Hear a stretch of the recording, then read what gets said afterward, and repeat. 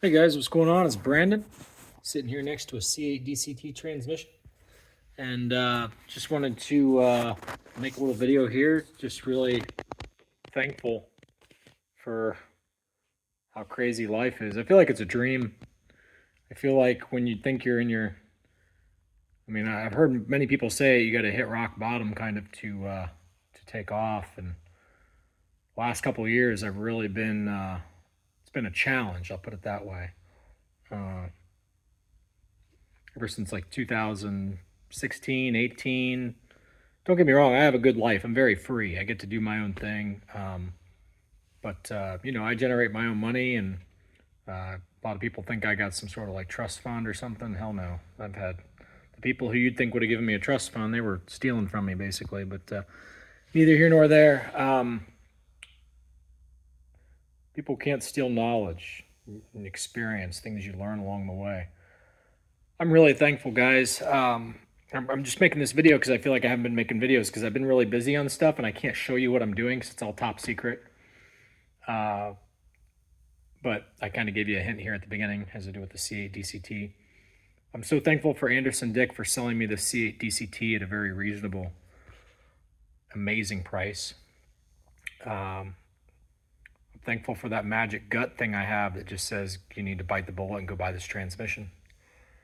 Because I didn't think that I needed to have a whole freaking transmission to figure out what I needed to figure out. I just needed one little spot of this thing 3D scanned, and that was it. And that's all I was after. And typically to get something 3D scanned is like $500 or something tops. And I have 3D scanners, and I just wanted to come 3D scan some of Anderson Dick's transmissions because he has the Fuel Tech car, and when they go to the racetrack, they break transmissions sometimes and then buy new ones or buy used ones, whatever. And just crazy how things worked out. Somebody, I guess, not accidentally, somebody misrepresented and sold him a mechanical diff that he didn't want. He needed the electronic. And so I didn't even realize he had this transmission. Then we get to chatting, and he's like, I really don't have any use for this thing. I'll make you a really great deal on it. And it was a fantastic deal. It was a really great deal. If it would have been any more expensive, I wouldn't have bought it. And I tried to negotiate him down even further, obviously, make him an offer lower. He wasn't, nasty or anything. He just didn't accept my lower offer, which I don't blame him. The original offer he was giving me was fantastic. And finally, I'm like, I need to go buy the transmission from the guy. He does a lot for the Corvette world. Doesn't bother me if I pay a little bit too much for it, but I didn't pay too much for it. He hooked me up. So had I not bought this thing, the product that I'm about to bring to market, it wouldn't even be close to what it is. It wouldn't even be close. I've figured out so much stuff by having this thing in my presence to be able to sit and just stare at it and daydream and invent, innovate.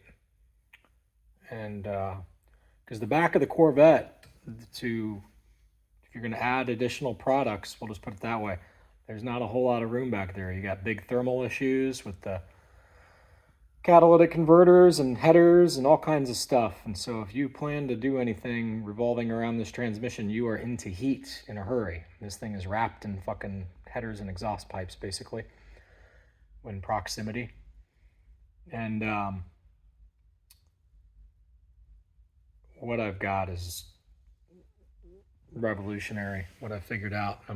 When I was younger, I would have never thought I was going to be when I was younger, I wanted to have a Corvette shop, like a Lingenfelter, Callaway kind of thing.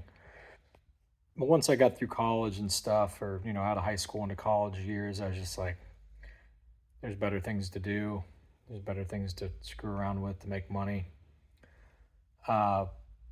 Things are so competitive, and all the shops just soup up the cars with more horsepower, and everything's kind of cut and dry. You get your different horsepower packages and everything. But what's interesting is by General Motors creating all these problems with Global B and these e-diffs and everything, they've actually created an opportunity for me to do something pretty revolutionary. So anyway, and it's just the little tiny things that matter. I just had another breakthrough just a little bit ago. I'll put all of it into a documentary soon once I can explain it all. what all we got. But every little breakthrough, every little step and that I've had, and if I wouldn't have had this transmission in front of me. So I'm just really thankful because Anderson's the one who talked me into buying it. Um, he called me out, like not in a rude way or anything, just logical, good dude. He's like, why wouldn't you just buy the whole transmission and come get the transmission from me?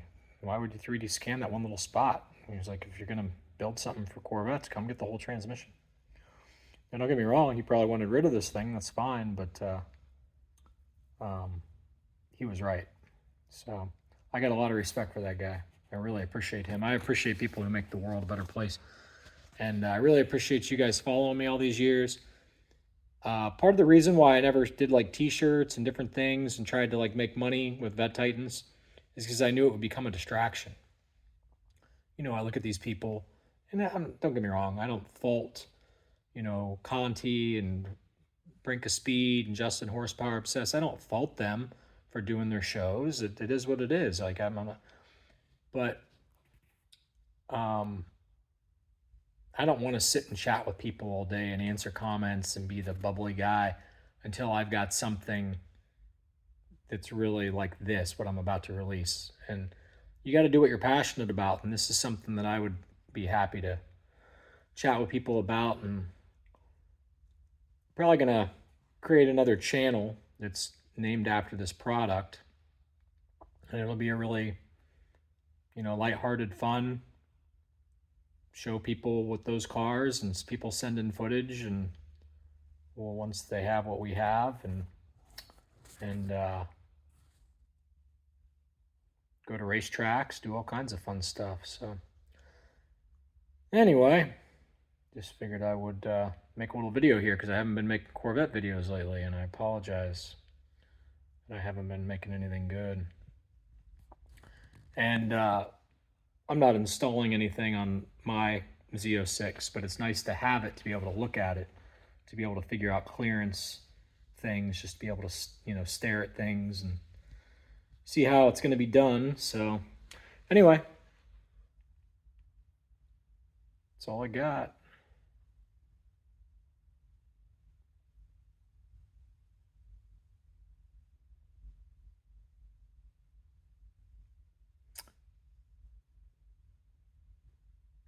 I'm debating if I want to bring up another topic on this video. Life, things are finally clicking, man.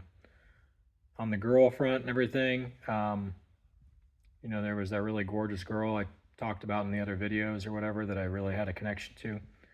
And it's just really mysterious how life, because it was that inner voice that told me, it was more than just hormones. It was that inner voice. It's like, this girl's important, this girl's important.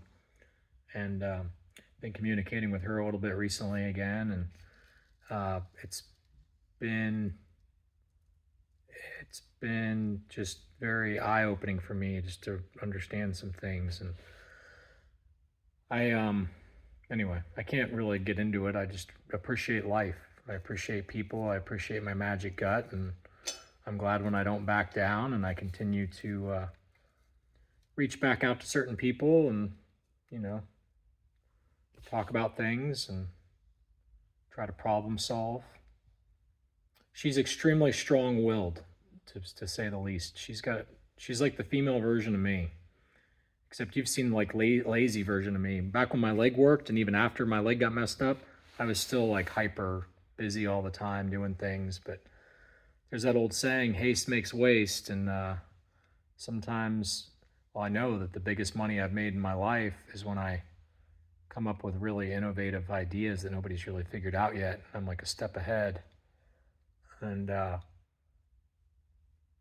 people ask me, how do you come up with these good ideas? Like, you got to make time. You got to just make time to want to just stare at something and then stare at it again tomorrow and stare at it again the day after that and just keep thinking and brainstorming. And thankfully, I used to be able to play with Legos. That I grew up not in a third world country or something, but was able to play with Legos all growing up. I used to make some pretty wicked stuff and like the real technical space with the really tiny little Legos that are all intricate and thin. And I used to make these big, huge aircraft carriers, ships that came in and out of other ships, and I'd buy all these different kits from Lego, and then I'd make my own bigger thing that was all super compact. But what I've got is going to make Taj proud. I genuinely believe that Taj is going to buy, and maybe I'm overstepping my bounds on this, but I can see the day when Taj will buy what I have coming. And I'd be happy if he did. Because I know that at the end of the day, it's politics and GM. It's not just what's the best idea. It's what does everybody else understand, and you got to communicate to everybody else, and they don't understand it. So this is going to be a big wake-up call, I think, for General Motors, the stuff that I have coming. And it will not surprise me when Taj has my stuff on his car. See ya.